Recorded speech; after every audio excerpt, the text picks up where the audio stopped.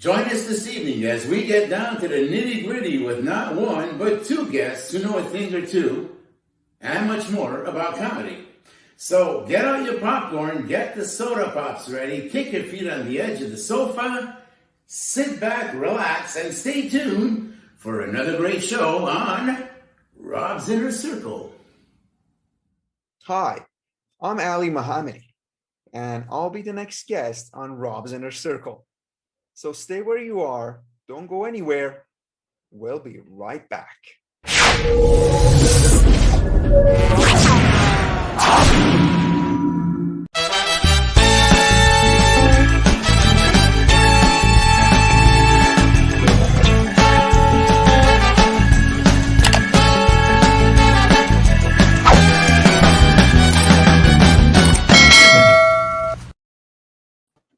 Good evening, ladies and gentlemen, and welcome to Rob's Inner Circle, broadcasting live on my personal Facebook page, the Bobby Short Shorts YouTube channel, and on the Rob's Inner Circle Twitch account. Thanks to everyone for tuning in to what is going to be another interesting show here tonight on Rob's Inner Circle. The usual shout out goes out to my good friend and producer of Rob's Inner Circle, Miss Jenny Duhame. And also to my other good friend, podcast techie, Patty Saragosa. Thank you, girls, for being there, for making the show as great as it is.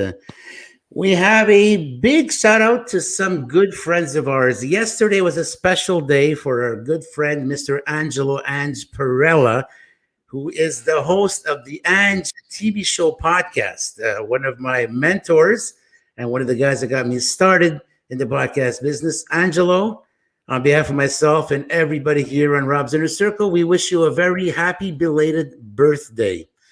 But if we go to the present tense, we also have a couple of buddies who are in the podcast business also celebrating birthdays today. None other than not one, but two of the Dirty Fours members, and they are Mr. Claudio Silvio Capri and Joey LaFlamme, who share their birthday today. So congratulations to both of you. Happy birthday on behalf of myself and everybody here at Rob's Inner Circle. We remind you that our merch store is up and running, and this is thanks to a collective effort that we have going with our good friend, Mr. Vincent Gargano. You can't get a better guy than Vince. So through Vince, you can go get all of our collectible items at very affordable prices. We have quality products. And you can go on to 514brandingco.com and you can get all our stuff over there. We also urge you to go onto the Bobby Shorts YouTube channel. Go ahead, click on our playlist, watch our productions. You go on to the previous Rob's Inner Circle podcasts. And you also go on to our playlist called Daily Struggles. That's our web series. And that's about to be released anytime soon, within a week and a half. It's going to be officially launched on the Rise Up TV channel on Roku. And a big shout out to all of our friends at Rise Up who are tuned in tonight. Congratulations on the success of your channel.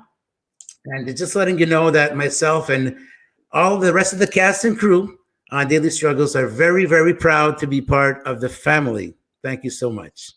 Well, guys, it's time to go into our weekly ritual. But before we do that, I forgot to tell you something very important. You got to subscribe to Bobby Short Shorts, right? So you want to click on the subscribe button, notification bell, so that way you'll be the first to know every time there's a new production coming out.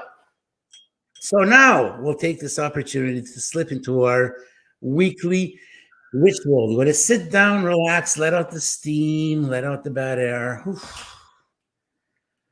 And just let us carry the load. We'll take care of everything, guys. You're in for a great show. We have two guests tonight, but one of them has shown up, and perhaps Sid will be showing up a little later. We hope to have him on. But in the meantime, one of the guests is going to be carrying the load with us tonight. He is a producer of comedy shows here in Montreal.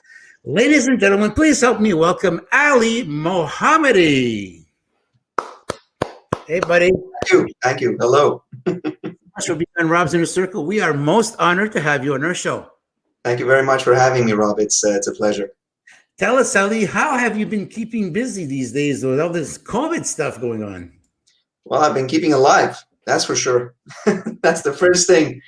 No, it's been quite busy actually.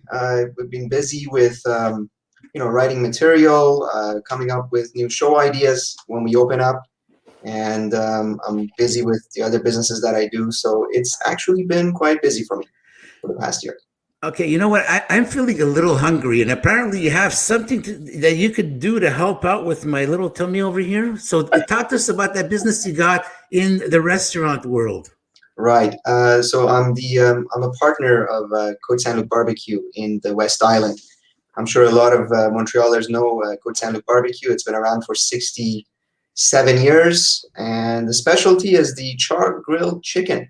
So it's the Côte Saint-Luc Barbecue located in the West Island, and that actually has been keeping me very busy, especially for, as you know, restaurants are the hardest hit in the past year. So just keeping up to date, being innovative, and making sure that we're on top of our game, that has been the priority, and it's been keeping me very busy. Yes.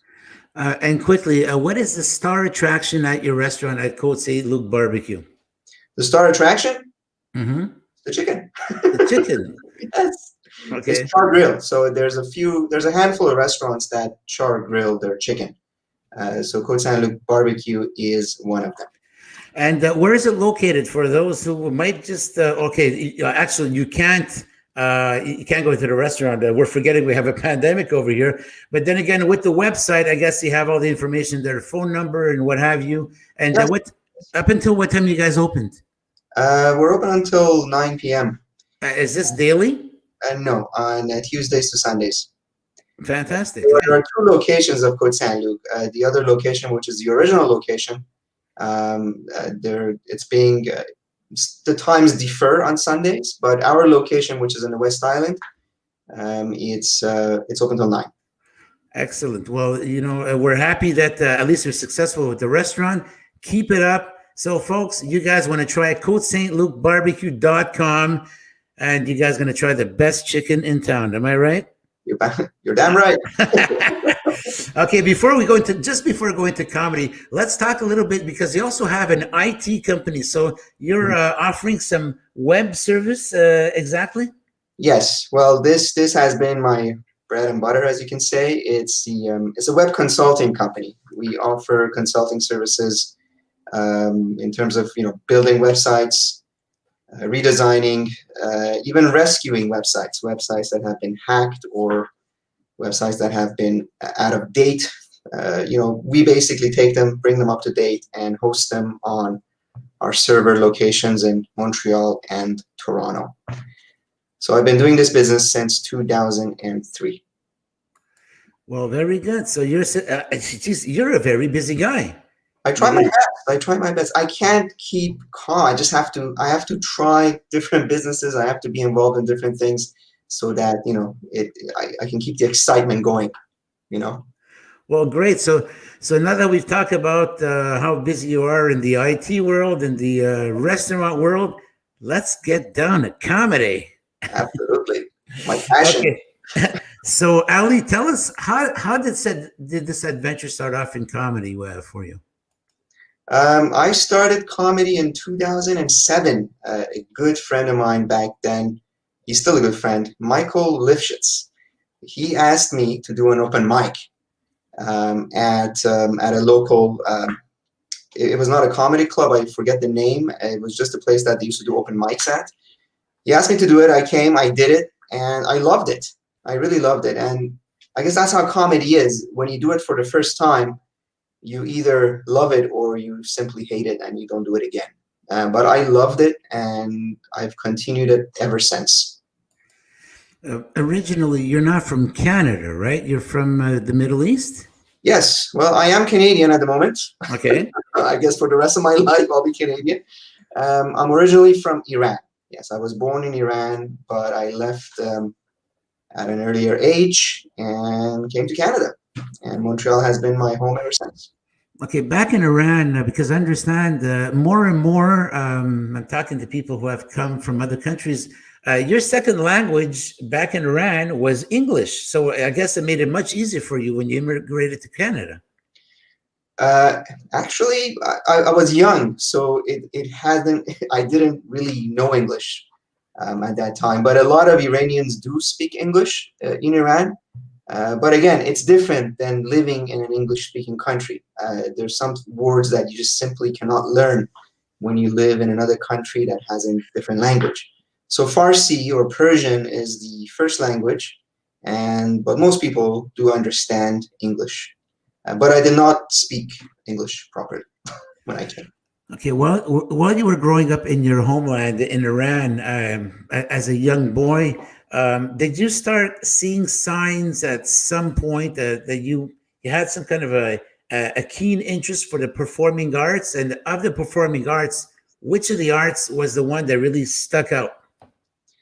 I would say theater.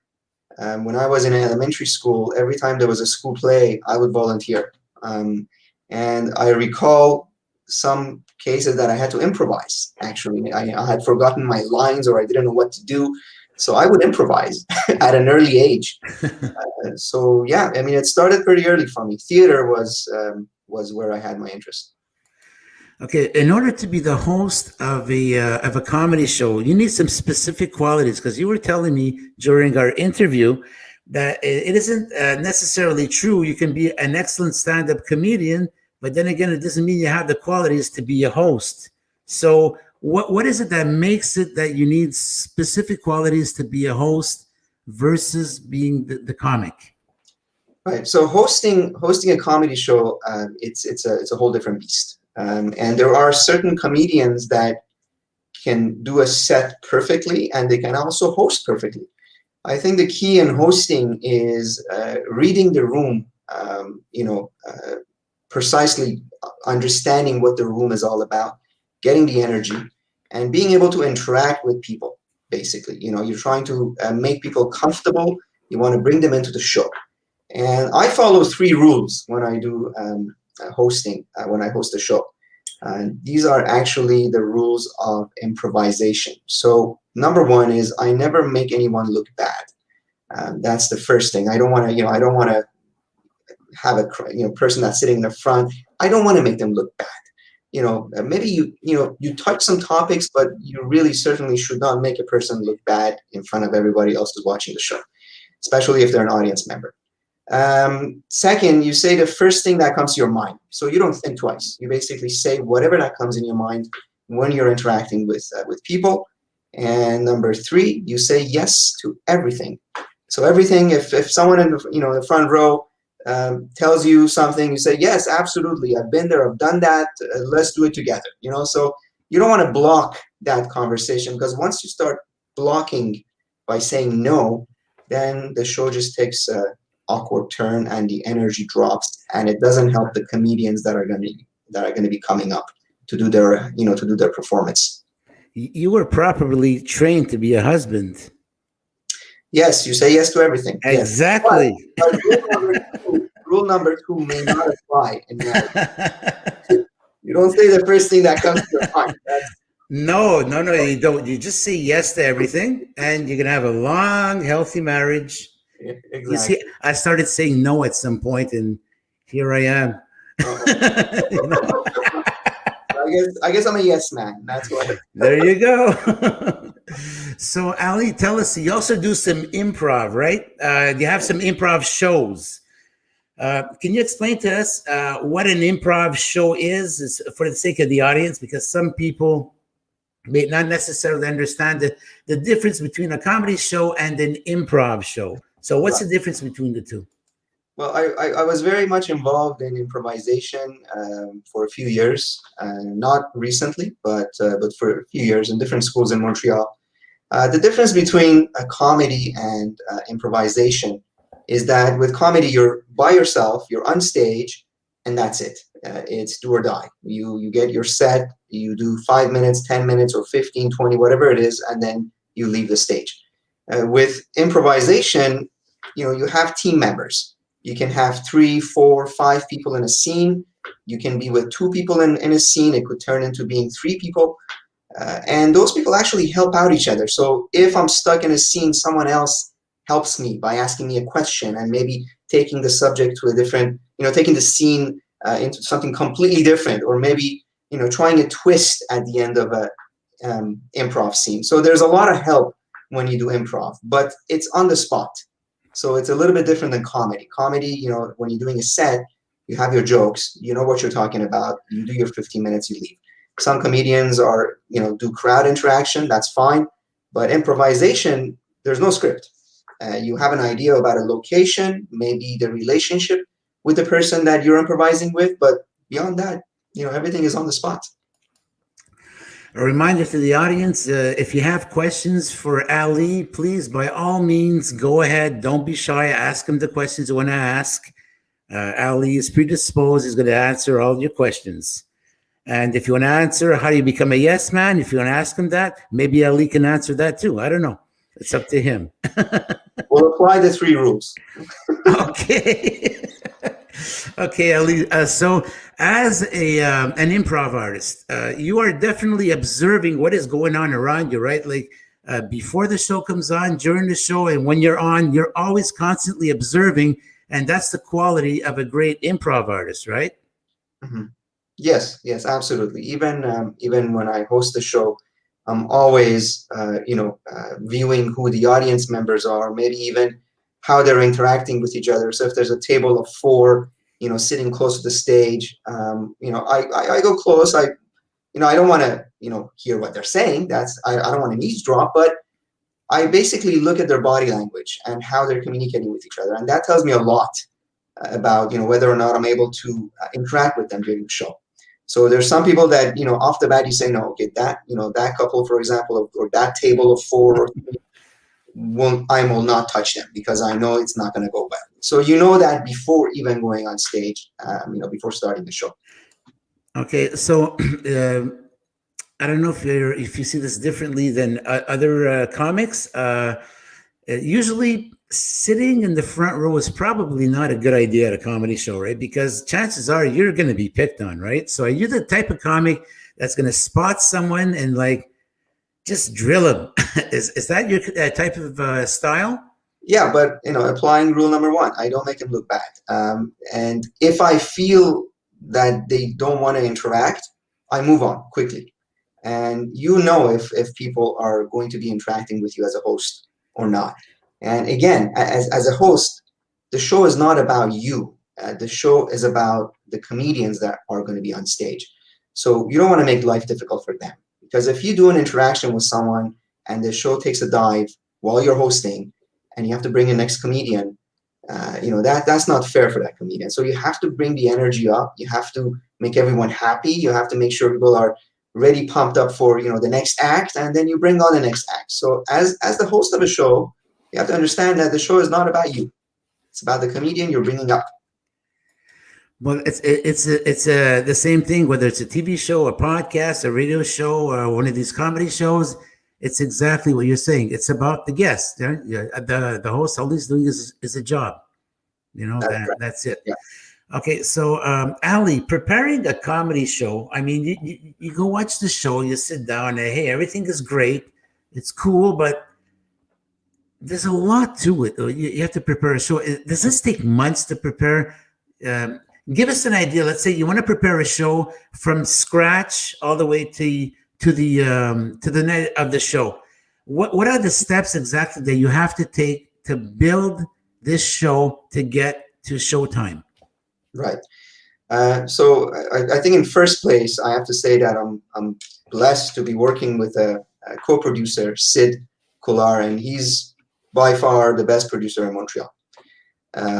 So him and I, we basically organize shows together at Peroni. He has his own production company. I have my own. Mine is ComedyVille. Sid is straight out of Montreal and MTL Comedy Club. And we basically come up with themes for the shows. We do Friday, Saturday.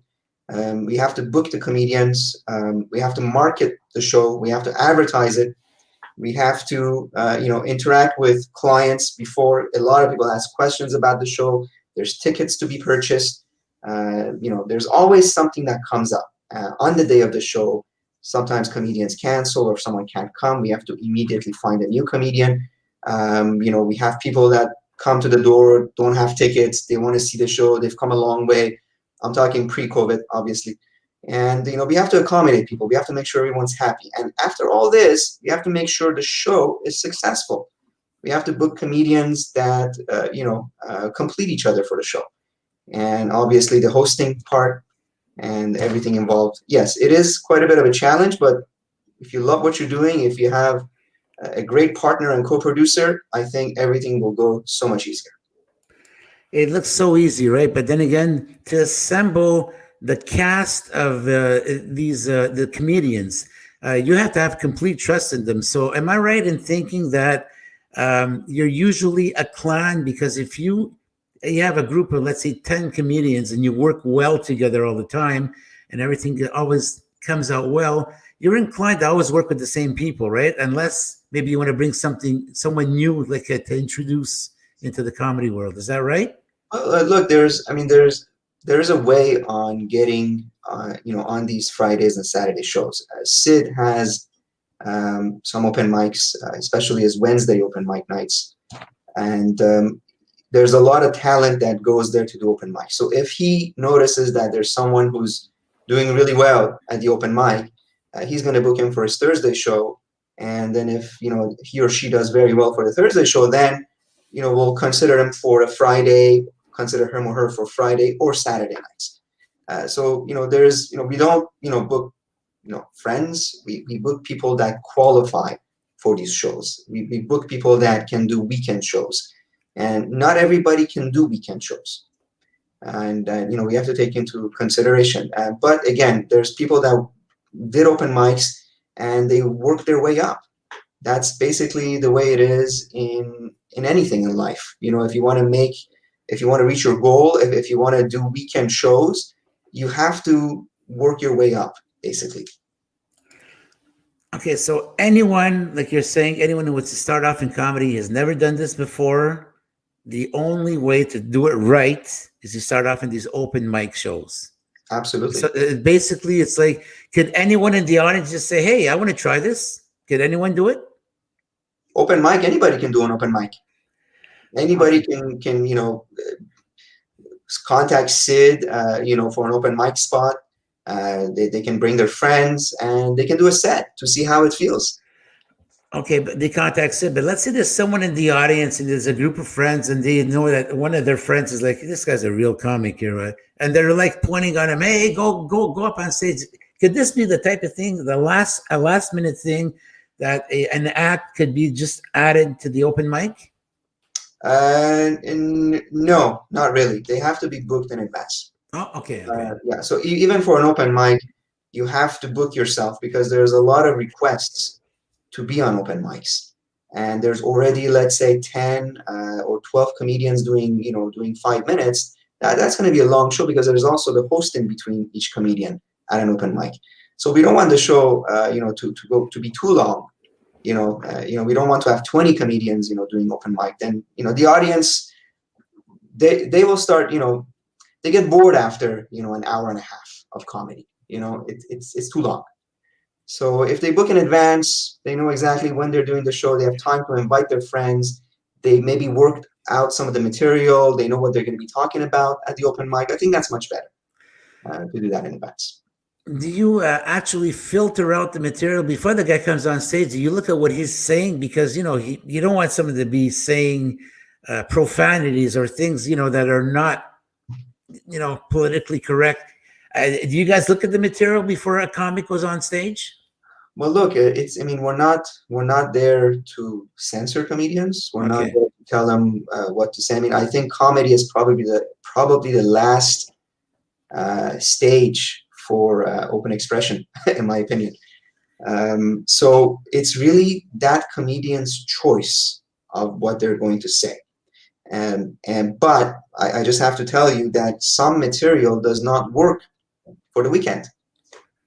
So some specific material does not work for Friday or Saturday shows. It could work for an open mic with a lot of friends, sitting and listening to you, but it's not necessarily going to work for a weekend show.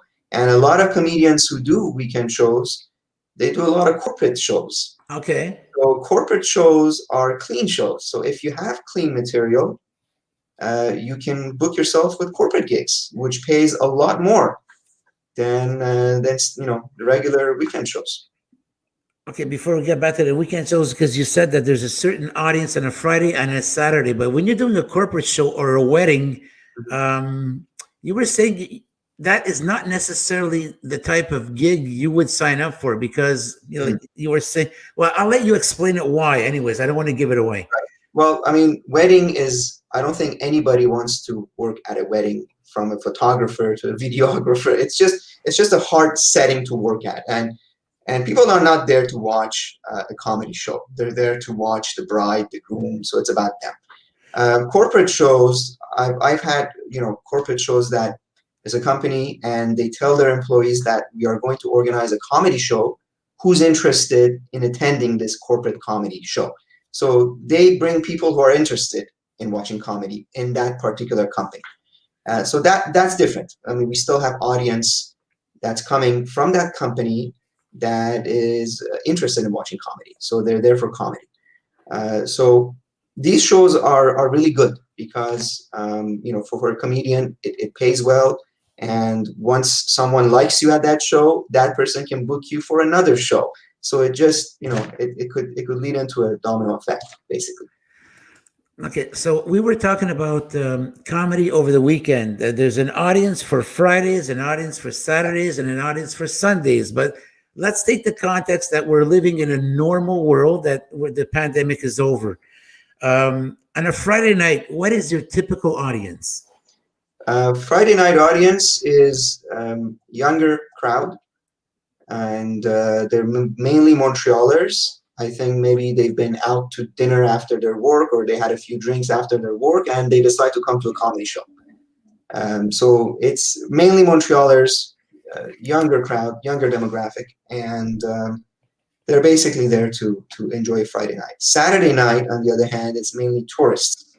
We used to get a lot of tourists. I mean, there's none now, but before the pandemic, we're talking about, on February, let's say 2020, we had a lot of Americans on Saturdays. A lot of people from BC, from Nova Scotia, from Ontario, but a lot of Americans were in the crowd. I would say probably 25%, 20-25% were Americans. And how about on Sunday evenings? Is there any comedy on Sunday evenings? Yes, Sid actually co-produces a Sunday comedy show. And once the pandemic opens up, his shows are ntlcomedyclub.com. So he does a Sunday show, and he gets a good crowd for Sundays. And Sundays, I think, are also a mixture of tourists and local Montrealers, depending on where you do your show. If you do it, obviously, in downtown Montreal, you're going to get that crowd. And what would be the best place besides downtown Montreal? What would be the best place to hold a comedy show? I think West Island is also really good to do a comedy show, especially an English comedy show in the West Island is really fun. And well, yeah, West Island, where you're serving that delicious Côte Saint Luc barbecue. Comedy and chicken. What else can you ask for? You're always going to get the wise guy. You're going to get the hecklers in the shows. How do you deal with these people yourself? Well, as a host, if I notice that there is a heckler, and I try not to engage with that heckler, because as soon as you engage with that heckler, it's the show is going to take a turn, probably for the worse, unless you have a lot of experience, hosting a show. You can calm them down, or you can reason with them, but it's difficult because you have a limited amount of time, and you have to bring the next comedian up. So if there is really someone that's in the front row and they're just being obnoxious, and I try not to engage with them. And once we bring up the comedian, we try to talk to that person and tell them, look, if you want to stay in the show, can you just, please don't disturb the comedians that are doing their act. And I ask that from the audience members, that, they're engaging me as a host, they're talking with me, but it doesn't mean that the comedian that's coming up wants to be engaged with. That comedian maybe just wants to do a set. They don't want to do crowd work, which if you're doing 7 minutes or 10 minutes, obviously there's not much crowd work you can do. You can just focus on your set, your jokes, and then that's it. So as you were coming into the comedy world and you were more and more interested in the comedy world, which comedians set the mark for you? Right. I really liked Omid Jalili. He's a British Iranian comedian and actor. He actually came to Just for Laughs, I think, 4 years ago. He's excellent. He's an excellent actor and an excellent comedian, Omid Jalili. And Maz Jobrani. I love Maz Jobrani. And Max Amini, another Persian comedian. And our local Montrealer, Sugar Sammy. Sugar Sammy, he's absolutely amazing. And for those who didn't know, Sugar Sammy happens to be Sid Khullar's brother. Yes. So Sid, if he shows up on the show tonight, if he can, it would be all that much fun. But it's okay, it's all right. He couldn't make it. He had something that came up. Yeah, something came up. He did apologize for it. It's no problem. We're gonna have him back some other time. Another time, yes. So tell us, your shows, your productions, have they ever been at Just for Laughs, or is it something that you're planning for the future? No, I mean, our shows are basically our shows, and Just for Laughs it's a festival. I mean, they can choose to do their shows at our venue if they like, but I think they have their own crew, staff, and people that organize their shows. I mean, we're independent of each other. So. And over time, which TV shows, comedy shows have you enjoyed? Example, Everybody Loves Raymond, Third Rock from the Sun. Which shows did you like that influenced you? My favorite show was the Improv show, Whose Line Is It Anyway? And it's still going on. That was one of my favorite shows that I enjoyed watching. I watched Cheers. Cheers was another favorite show that I used to watch, and Married with Children, believe it or not. Oh, that was great. Yes. I loved Katie Segal in that show. Yeah. And she went on to play Jack. Well, his name in the show wasn't Jack Tripper, but it was 8 Simple Rules for Dating My Daughter. Mm-hmm. And she played the wife in there. John Ritter's wife. I forget his character's name. And John Ritter left us a little too early. He was one of my favorite comedians. He was absolutely fantastic. Yeah, absolutely right. So, tell us a little bit about your aspirations. Is acting something that you might look into as we go along? Acting. Well, I mean, look, I've done theater here in Montreal. I've done a few plays. I've done a few short films. I never really got into acting per se. I mean, I started comedy at a older age. I was much older, in my 30s, early 30s when I started comedy. And I think if you want to start, in the acting industry, you have to start really young, at a younger age. But I have my own, I had my own TV show here called the AliJan Show. It's a Persian TV show for the Iranian community in Canada. It broadcasts on EC Television, which is also located in Montreal. So, I'm pretty happy with what I'm doing. Comedy is really my passion, and I love doing stand-up comedy. So we're going to continue with that. Well, speaking of your roots in television and comedy and all that, have you done some comedy shows in your native Iranian language that was broadcast back in the homeland? No, not really, because you have to do shows in Iran, and there's certain standards that you have to, there's some standards that you have to go with in Iran to do a comedy show. But I've done comedy shows for people, Iranians who live outside of Iran, which is quite a bit. I think we have about maybe 6 or 7 million Iranians who live outside of Iran. So that's why we have Omid Jalili, we have Maz Jobrani, we have Max Amini that cater towards the population that's outside of Iran. And people who live in Iran, maybe they jokes are different, they've changed. Maybe they don't connect with comedians that do sets outside of Iran, and vice versa. So I think every area has its own way of doing comedy. For example, if you go to England, comedy is different. Canada, US, New York, LA, Montreal, Toronto, everywhere has its own style. So I cater towards Iranians who live, outside of Iran. I've done some shows in Farsi, but it's a bit of a challenge. It's not easy doing shows in my native language. Okay, so when you started off in comedy, where did you get your training? In comedy? Yes. At open mics. No, did you go to some kind of a school? You got some training at a school. You were telling me before. I did improvisation. I mean, I went, but that's after starting comedy. I did not do any. I didn't go to school for comedy. I know they have schools in Toronto, but no, I just came on the set and I did my show, and that's it. And eventually after that, I did improvisation. So I did improv classes, and that really helped with the hosting part, by the way. It really assisted me with hosting a show. Being able to improvise, it's a key, I think, in being a good host. So you and Sid Khullar are collaborating, producing shows together. How did this come about? How did you meet Sid Khullar? Yes. I never forget that day. I love Sid. He's my best friend, and he's the co-producer, and he's like a brother. He was just getting into comedy production at Comedy Works before it burned down, and myself and Santi Espinosa, we had started a show on Fridays, bi-weekly, at Peroni, and Santi is now in New York, but we started this show together called The Boom Show on Friday nights. And then Santi and Sid knew each other. So Santi introduced me to Sid, and we hit it off from the first night.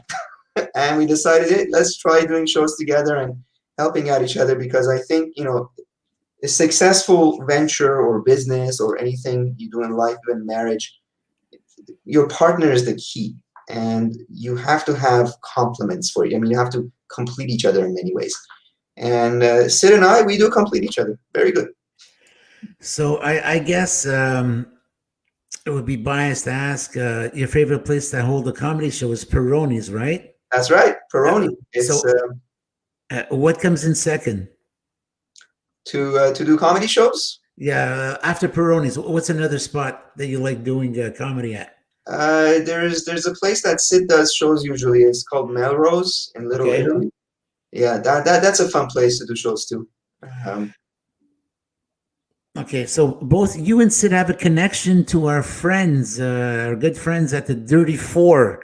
Victoria Blair, Joey LaFlamme, Peter Bone, and Claudia Silvio Capri. So how is it that everybody knows each other here? How did you meet the Dirty Four, and what's your involvement with them? Well, look, I mean, I know Sid and I know Claudio very well. He's a really nice guy, by the way. Every time you see Claudio, he's always smiling. He's always nice. He's a very kind and gentle person. And I've actually done a few of his shows at the pub in San Henry, Lord William. Actually, that's another good place to do shows. It's a very nice basement. It's a very good place to do shows, actually. So Claudio invited me a couple of times to do shows there, to host, and I did it. And Sid, this past summer, when we opened up, exactly at the right time, he did a comedy festival, and he did a few of his shows, with Claudio, a comedy festival. So it was a big success, and Sid did a lot of shows all around Montreal, and we did our weekend shows too at Peroni, and Claudio was part of this formula too. So you have someone who's tried off his hand. He's done some open mics. It's all right. He's feeling confident all of a sudden, but all of a sudden here he is at Peroni's, and it's a Friday night. How does he fight off the jitters? What's your advice for someone who's going on stage for the first time, was like nervous like a wreck, is like shaking so much he's going to fall apart?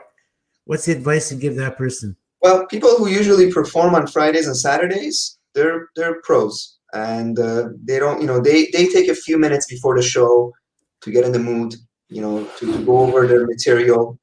So that's not a problem. They do that. But if someone is really, really nervous for a weekend show, maybe they're not ready for it yet. I mean, I've seen a lot of people that are very nervous for open mics, and that's normal. It happens at the beginning. I was very nervous myself. When I started doing open mics, I always hoped that the show would be canceled. Not enough people show up, so it would be canceled. That's how nervous I was. But eventually that just went away, and it wasn't nervousness. It was mainly excitement to go on stage and create something. So it was not a feeling of nervousness anymore. And most people that perform on weekend shows, they're not nervous at all. They look forward to going on stage and creating something for the audience. Okay, for the audience, we're still tuned in, folks. If you have any questions, go ahead, ask Ali. If you want to know where you can find Ali, get some advice, if you want to sign up for some comedy classes, maybe if there's an eventual show coming up, open mics and all that. If you have any questions, don't be shy, guys. This is the time. It's the platform. Tell us, Ali, during this COVID, how has this COVID shaped you up or unshaped you, in the sense that we can't do live stuff anymore, but a lot of stuff going on Zoom. Have you done a lot of Zoom performances? Yes, actually, Sid, Santi, and myself, we co-produced Valentine's show on Zoom. We had Carmen Lynch headline that show, and Santi was on it. I hosted. It was an amazing show. We had almost 70 households that had tuned in, and it was an amazing show. And also, Santi and I helped Sid with his New Year show, which was amazing. That was a lot of people there, almost 100 households were at the New Year show. And Zoom shows are fun, nice, because the crowd is really engaging. They're nice. They leave their cameras on, but I think the challenge was managing everything at the same time. I mean, for the New Year show, I had only one. I was doing it from my laptop. I wasn't really set up. Now I have 3 monitors. I have a light. I have everything set up. So when we did the Valentine's show, Santi and I were checking, doing this, doing everything, and so it was really fun. The 3 of us really made a successful show happen for Valentine's. But we are looking forward to reopening, because I feel that live comedy is not going to go away, and people who love comedy and love live performance, I don't think they're gonna stop all of a sudden come to shows. When we were doing shows in July, August, and September, up until September 30th, which they closed, we were selling out whatever capacity we had to set at, like 45 people. We were always sold out. People used to come to shows and watch. But safety in mind, 2 meters apart. Everyone had to wear masks when they got up. So it was a challenge, but we're looking forward to getting back on stage. Live versus virtual. What are the advantages and the inconveniences for both, one versus the other? I think with virtual shows, you don't get the energy from the audience members. You don't pick up the energy. You're basically looking at a monitor, and you're not in that setting. You're not in that environment that gives you a lot of energy. That's, I think, a downside to doing virtual shows. And as a comedian, sometimes it's a challenge, because in some shows, the sound is off, so you don't know if people are laughing or clapping. So it's definitely a challenge for comedians and for producers for online shows. But one good thing that maybe has come out of online shows is that you can have comedians from different parts of the world on your show, that you wouldn't necessarily have at a live show. But I still love live shows. That's what I'm waiting for. And I just want to stop using Zoom for shows. You were saying backstage, a lot of comedians, they do their open mic. They had a great reception. The people laughed, and yay, it's great. And now all of a sudden, this girl, I'm ready. I want to be a comedian. Where do I sign? You were saying it takes years to perfect the act before you could actually become a full-fledged comedian. Yes, it does. I mean, look, I mean, some comedians come on stage with some acting experience. Some have been in theater before. Some are improvisers, so they have some experience. So for them, it's much faster to get on weekend shows. But for someone who hasn't had any, stage experience, it could take up to a year and a half, 2 years before they get on stage, and they have to continuously do comedy. They have to continuously do open mics. It takes a lot of time and effort. I mean, you're not going to do you're not going to do weekend shows after a few months of doing open mic shows because you don't necessarily have the experience to do so.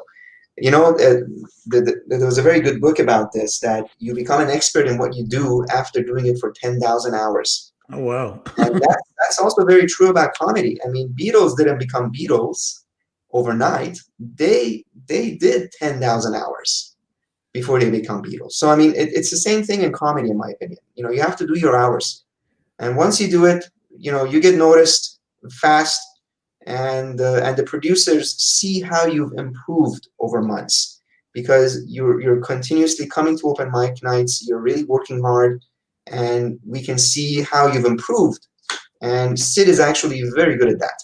He will know if you're ready for a weekend show or not. Do you have that wine anywhere near you? Because I think it's time for cheers here. Yes, but just please excuse my wine glass. It's okay. I'm no better than you are. Here's to you, to your Cheers. success, buddy. Thank you. This is the weirdest wine glass I've had in a while. Yes, I'm a big fan of Tintin. That's why. So when you go on stage, you were telling me the attention span is not very much. So you have a few seconds to captivate the audience. So what do you got to do when you're on stage to get the ball rolling right away? As a host or as someone who's doing a set? As the comedian, he's on stage, he's doing his number, and you were telling me it's like you have about 5 seconds to captivate this crowd. Right. Don't drag it on. Like maybe a minute in, if you didn't captivate them, you're in trouble, right?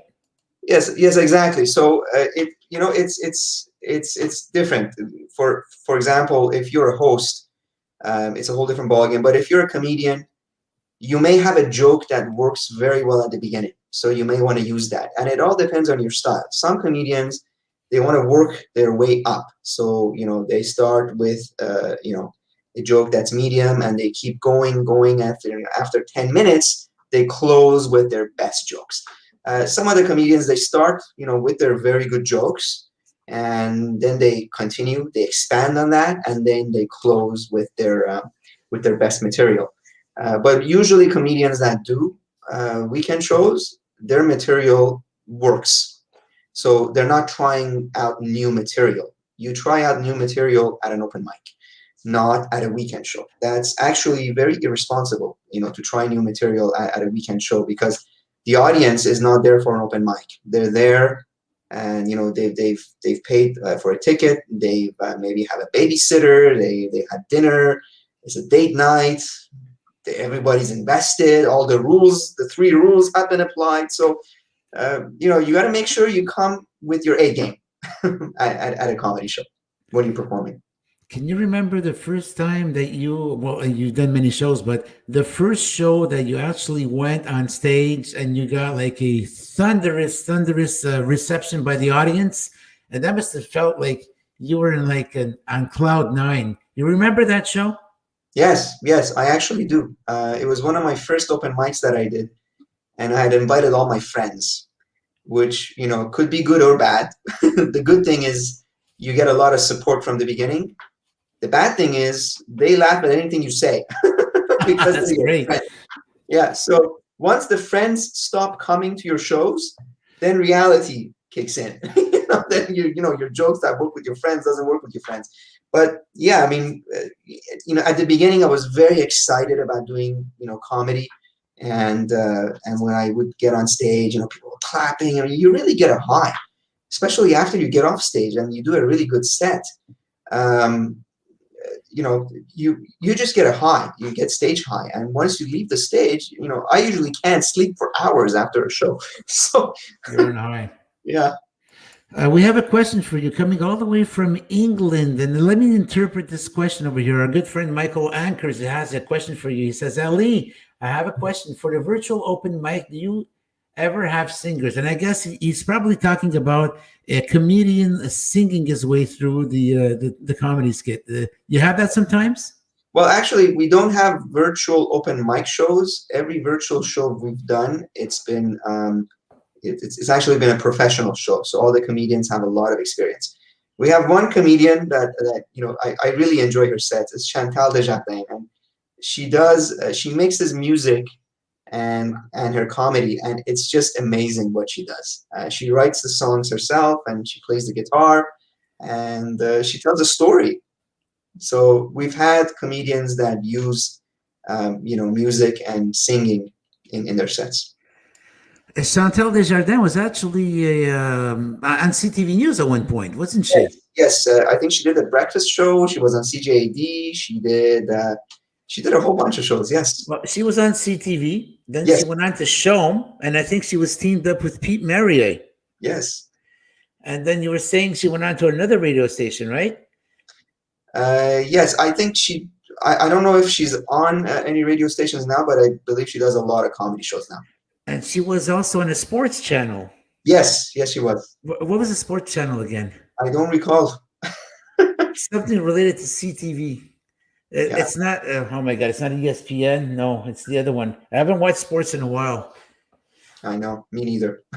So Chantal Desjardins has been doing like a lot of stuff. She's very busy. And so she came to your show how many times?